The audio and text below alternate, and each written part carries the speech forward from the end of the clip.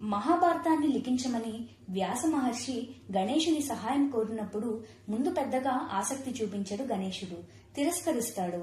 కానీ మొదలు పెట్టాక ముగించేంత వరకు చెప్పడం ఎక్కడా ఆపకూడదు, శ్వాస తీసుకోవడానికి కూడా అని షరతు పెట్టి ఆ తర్వాతే ఒప్పుకున్నాడు.